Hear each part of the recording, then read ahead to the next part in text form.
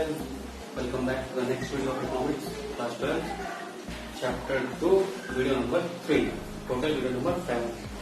तो इस चैप्टर में हमने क्या पढ़ा कि इंडिया जब इंडिपेंडेंस के बाद स्टैग्नेंट पोजीशन में थी उसका ग्रोथ कराना था, ठीक है। तो हमने जो ग्रोथ के लिए प्लानिंग बनाई वो है कॉम्प्रिहेंसिव प्लानिंग। कॉम्प्रिहेंसिव प्लानिंग में आपको क्या बताया था कि इस टाइप की प्लानिंग में बेसिकली आपको दोनों एरियाज ऑफ एस्पेक्ट कवर होते हैं, यानी कि सोशल एरिया और इकोनॉमिक एरिया, दोनों एरिया को हम कवर करते हैं। हमने प्लानिंग को दो पार्ट में डिवाइड किया होता 1950 टू 1990 और 1991 टू टिल डेट, ठीक है।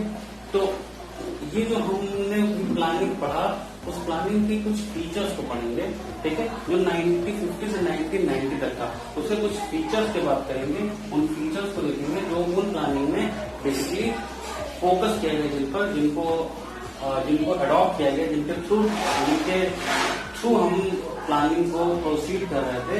तो हमारा नेक्स्ट टॉपिक है feature of economic planning pursued under planning till 1991, यानी कि जो प्लानिंग हमारी 1991 तक चली थी उस प्लानिंग में हम ये देखेंगे कि मेन फीचर्स उसके क्या हैं।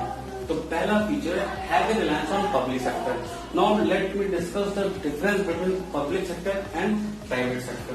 पब्लिक सेक्टर का मतलब ऐसे इंटरप्राइजेस जिसमें एक बड़ा हिस्सा या मोर देन 50% की हिस्सेदारी गवर्नमेंट की हो या पूरी की पूरी हिस्सेदारी गवर्नमेंट की हो, ऐसी कंपनीज को हम कहते हैं पब्लिक सेक्टर कंपनीज, ठीक है। प्राइवेट सेक्टर जिसमें गवर्नमेंट का कोई भी हिस्सा ना हो, 0% की हिस्सेदारी गवर्नमेंट की, ऐसी इंडस्ट्री ऐसी सेक्टर को हम कहते हैं प्राइवेट सेक्टर। जैसे रिलायंस आपका क्या है, रिलायंस आपका एक प्राइवेट सेक्टर है, ठीक है। अभी इंडियन रेलवे क्या है, Indian railway public sector company है, ठीक। तो इस टाइप से पब्लिक सेक्टर और प्राइवेट सेक्टर का डिफरेंस समझ में आ गया। तो यहाँ पे पहला फीचर क्या था, heavy reliance on public sector, यानी कि बड़ा भरोसा दिखाया गया किस पर, पब्लिक सेक्टर पर, यानी प्राइवेट सेक्टर्स को सेकेंडरी रोल दिया गया और पब्लिक सेक्टर को प्राइमरी रोल दिया गया। ऐसी बात हम कैसे कह सकते हैं, क्योंकि देखो 17 जो इंडस्ट्रियल पॉलिसी रेजोल्यूशन 1956 पास हुआ उसमें 17 इंडस्ट्रीज ऐसी रखी गई जिनमें प्रोडक्शन का काम सिर्फ और सिर्फ प्राइवेट कंपनियां पब्लिक सेक्टर कंपनियां ही कर सकती हैं। जैसे आप इलेक्ट्रिसिटी देखिए, जैसे आप रेलवे देखिए, जैसे आप एटॉमिक प्रोडक्शन देखिए, ये सारे के सारे काम आपके सिर्फ पब्लिक सेक्टर कंपनियां करती थी। 1991 के बाद से आपने देखा तो इलेक्ट्रिसिटी जनरेट करने का काम प्राइवेट को भी मिल गया, लेकिन 1991 के पहले तक ये काम सिर्फ गवर्नमेंट करती थी, यानी कि पब्लिक सेक्टर कंपनियां करती थी।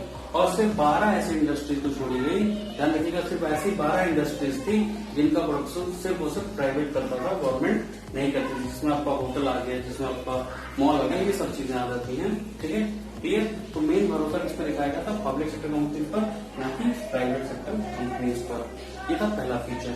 दूसरा फीचर है आपका regulated development of private sector, यानी कि प्राइवेट सेक्टर का तो हम डेवलप भी करेंगे तो उसको रेगुलेट करेगी गवर्नमेंट। रेगुलेट करने का मतलब कि उसको बहुत ज्यादा एक्सपेंशन करने का पावर नहीं देगी। ऐसे समझ सकते हैं, एक आपका एक्ट है MRTP एक्ट, ठीक है, monopoly restriction trade practices act 1969। Under this act कोई भी कंपनी अपना एक्सपेंशन नहीं कर सकती है। और एक एक्ट था 1948 में बना था, regulation and development act of industry, उसके तहत ये कहा गया था कि बिना लाइसेंस के कोई भी प्राइवेट इंडस्ट्री डेवलप नहीं की जा सकती है। यानी कि मेन बात हमें समझना था कि प्राइवेट कंपनीज को रेगुलेट करेगी गवर्नमेंट, यानी कि बहुत ज्यादा उनको फ्रीडम नहीं हो कि अपने हिसाब से प्रोडक्शन एक्टिविटीज को प्रमोट कर सके। नेक्स्ट वर्ड होंगे production of small scale industries and regulation of large scale industries. यानी कि देखो एक हाथ पर गवर्नमेंट जहाँ स्मॉल स्केल इंडस्ट्रीज, अच्छा तो स्मॉल स्केल इंडस्ट्रीज क्या है, ठीक है। स्मॉल स्केल इंडस्ट्रीज का डिफिनेशन समय के हिसाब से बदलता रहता है। उन दिनों में हम स्मॉल स्केल इंडस्ट्री जो 25 लाख से कम का इन्वेस्टमेंट करके खोल सकती थी, 5 लाख से कम का इन्वेस्टमेंट करके खोलती थी, उनको स्मॉल स्केल इंडस्ट्री और 1 करोड़ से ऊपर के इन्वेस्टमेंट जो खोलती थी इंडस्ट्रीज, उनको हम लार्ज स्केल इंडस्ट्रीज कहते थे, क्लियर। अब देखो लार्ज स्केल इंडस्ट्रीज को गवर्नमेंट क्या करती थी, रेगुलेट करती थी, और वही स्मॉल स्केल इंडस्ट्रीज को प्रोटेक्ट करती थी। मतलब लार्ज स्केल इंडस्ट्रीज को गवर्नमेंट बहुत ज्यादा कंट्रोल करना चाहती थी, बहुत ज्यादा उसको फ्रीडम नहीं देना चाहती थी। और वहीं स्मॉल स्केल इंडस्ट्रीज को प्रोटेक्ट करके उसको बचाते थे कि ये बचा रहे। इसका कारण तो स्मॉल स्केल इंडस्ट्रीज क्या होती है, ध्यान समझना। स्मॉल स्केल इंडस्ट्रीज आसान होती है, ठीक है, 5 लाख से कम का इन्वेस्टमेंट है, कहीं भी लगाया जा सकता है, ठीक है। और दूसरी बात, इसमें एम्प्लॉयमेंट ज्यादा मिलता है। वहीं लार्ज स्केल इंडस्ट्री बड़ी होती है, एम्प्लॉयमेंट कम होता है, कैपिटल ज्यादा लगता है, तो इसको ओपन करना कठिन है। और ये मशीन से, लार्ज स्केल इंडस्ट्री में ज्यादातर काम मशीन से होगा, स्मॉल स्केल इंडस्ट्री में ज्यादा काम हाथ से होगा, ठीक है। मैंने कहा था आपका दोनों ये कवर करना। सोशलिस्टिक पैटर्न है देश का, तो सोशलिस्टिक पैटर्न के लिए गवर्नमेंट ने क्या किया, स्मॉल स्केल इंडस्ट्रीज को प्रोटेक्ट करते थे और वहीं लार्ज स्केल इंडस्ट्रीज को MRTP एक्ट जैसे तमाम एक्ट से कंट्रोल करते थे कि बहुत ज्यादा उनको फ्रीडम ना मिलने का, वो एक्सप्लॉइट ना करे मार्केट को, ठीक। ऐसे देखो, कुछ एरियाज को रिजर्व रखा गया, certain areas were reserve under which only small scale industries can work, ठीक है। कुछ एरिया ऐसे थे जिसमें सिर्फ स्मॉल स्केल इंडस्ट्रीज वर्क कर सकती हैं, मतलब कोई बहुत बड़ी कंपनी अगर चाहती कि ये काम कर ले, जो रिजर्व रखेगा तो उसको नहीं कर पाती। फॉर एग्जाम्पल, अगर हम कहीं मोमबत्ती बनाने का काम बहुत बड़ी कंपनी करनी चाहती तो उसको नहीं करने दिया जाता, क्योंकि उसको रिजर्व रखा गया था कि स्मॉल स्केल इंडस्ट्रीज के अंदर ये काम होगा।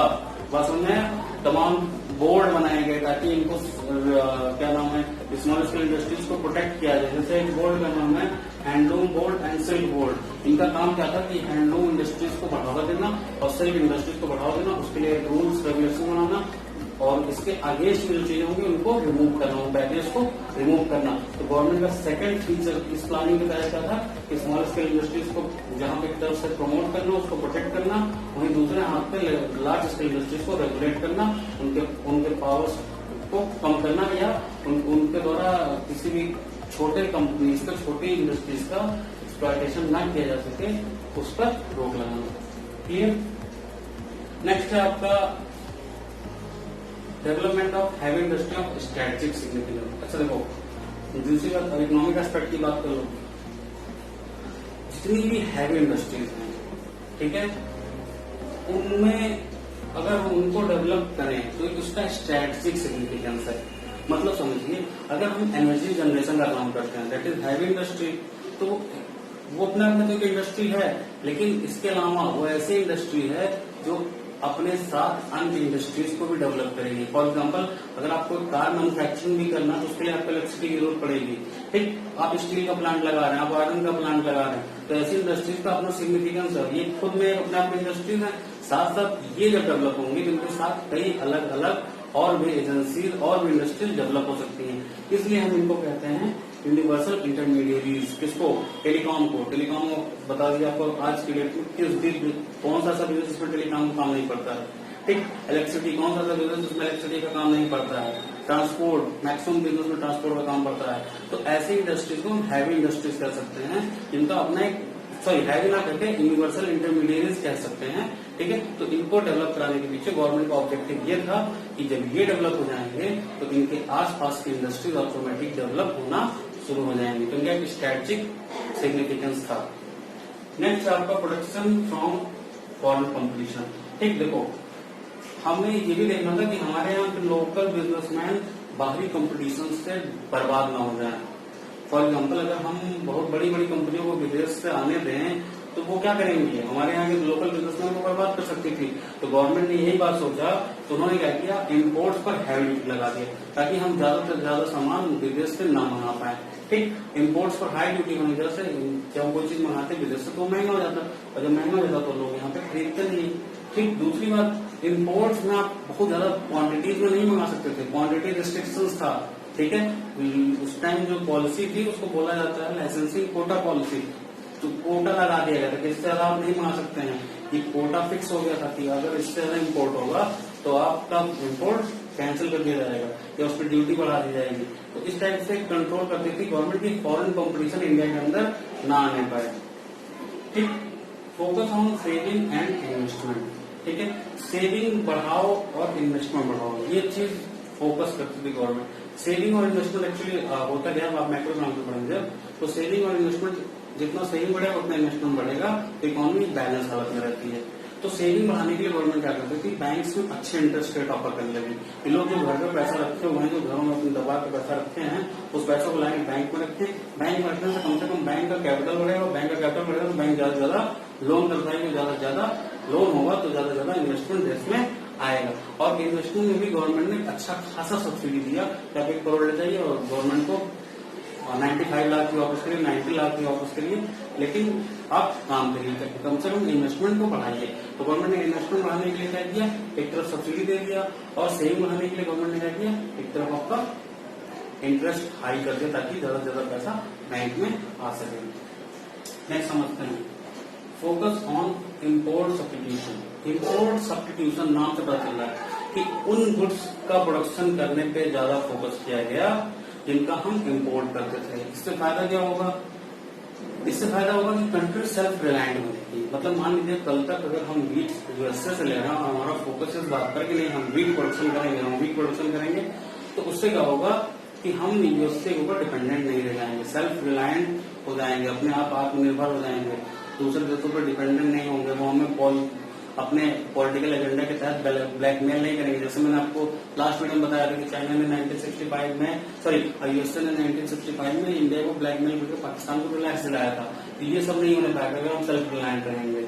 दूसरा, इम्पोर्ट सब्स्टिट्यूशन का दूसरा फायदा है कि हमारा फॉरेन एक्सचेंज बचेगा। फॉरेन एक्सचेंज का मतलब आप इतना समझिए कि जो विदेशी करेंसी होती है उसको हम फॉरेन एक्सचेंज कहते हैं। तो अगर हम इम्पोर्ट सब्स्टिट्यूशन करेंगे, तो अगर हम इम्पोर्ट नहीं करेंगे, इम्पोर्ट के बजाय मान लीजिए हम पिछले साल 10 करोड़ का इम्पोर्ट करते थे, तो हमें 10 करोड़ फॉरेन करेंसी देनी पड़ती थी। फॉर एग्जाम्पल हम यूएसए से मंगाते थे, हमको 10 करोड़ का डॉलर यूएसए को दे देना पड़ता था।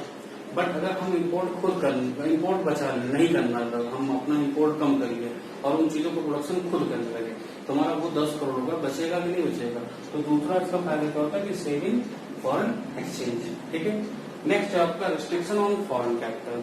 देखो, फॉरेन कैपिटल का मतलब कि फॉरेन डायरेक्ट इन्वेस्टमेंट पर रोक लगा दिया गया। उन दिनों एक लॉ, मतलब एक रेगुलेशन एक्ट था सेबी का, फॉरेन एक्सचेंज रेगुलेशन एक्ट, यानी कि विदेशी मुद्रा जब भारत में आएगी तो उसको रेगुलेट किया जाए, यानी कि विदेशी इन्वेस्टमेंट पर रोक लगा दिया गया कि ज्यादातर मात्रा में विदेशी इन्वेस्टमेंट नहीं आएगी।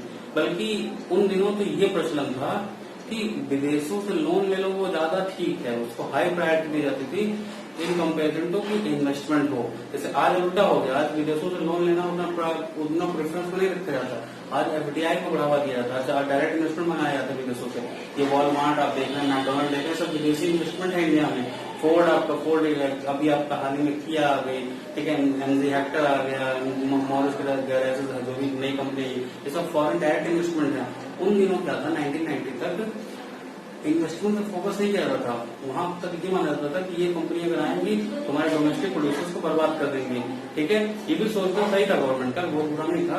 डोमेस्टिक प्रोड्यूसर बर्बाद कर देंगे, इसलिए वो लोग लोन लेने पर ज्यादा फोकस करते थे, यानी कि फॉरेन कैपिटल लाना नहीं समझते थे, उनके लिए लोन लेना ज्यादा आसान था। तो यानी कि high priorities were given to the loan then FDI. और लास्ट सेंट्रलाइज प्लानिंग, यानी कि जो प्लानिंग थी सेंट्रल गवर्नमेंट की और स्टेट गवर्नमेंट की, ये प्लानिंग में कोई ऐसा नहीं होगा कि स्टेट गवर्नमेंट कुछ और एजेंडा लेके चल रहा और सेंट्रल गवर्नमेंट कुछ और एजेंडा लेके चल रहा। ये प्लानिंग सेंट्रलाइज्ड है, यानी कि ऑल ओवर इंडिया लॉन्च की जाएगी। तो ऑल ओवर इंडिया जब लॉन्च की जाएगी तो उसका हर स्टेट में इम्प्लीकेशन सेम होगा।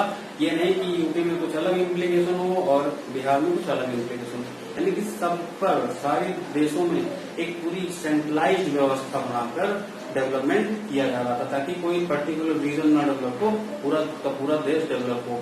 ठीक है, तो पहले इस चैप्टर में हमने क्या पढ़ा कि 5 ईयर प्लान, फिर हमने पढ़ा कि प्लानिंग की जरूरत थी क्योंकि स्टैगनेंट इकोनॉमी थी। फिर हमने पढ़ा कि 3 टाइप की इकोनॉमी होती है, इंडिया उसमें मिक्स इकोनॉमी है। मिक्स इकोनॉमी आपका कॉम्प्रिहेंसिव प्लानिंग अपनाता है। कॉम्प्रिहेंसिव प्लानिंग में क्या होता है, सोशल एरिया और इकोनॉमिक एरिया दोनों कवर किए जाते हैं। तो जो हमारे यहाँ प्लानिंग बना वो 5 ईयर में डिवाइड कर दिया गया रशिया के हैरटमन मॉडल पर। ठीक है, और 5 ईयर में आपके long term goals, short term goals. Long term goals में आपने पढ़ा था कि economic growth, modernisation, self reliant, ठीक है, इन सब चीजों पे फोकस किया गया, इक्विटी, इन सब चीजों पे फोकस किया गया। तो वही चीजें हमें फीचर्स में दिख रही है, तो हम यहाँ फीचर्स पढ़ रहे हैं। अब अगले टॉपिक में, अगले वीडियो में हम पढ़ेंगे कि फीचर्स जो आपका प्लानिंग किया गया कि कितना सक्सेसफुल रहा। ठीक है, और उसके बाद वाले वीडियो में या उसी वीडियो में हम ये पढ़ेंगे कि वो जो ये प्लानिंग था उसके कितना फेलियर थे। ठीक है, ठीक है, तो इस वीडियो के बाद आप चैनल को सब्सक्राइब करिए, लाइक करिए और ज्यादा से ज्यादा आप वीडियो को शेयर करिए।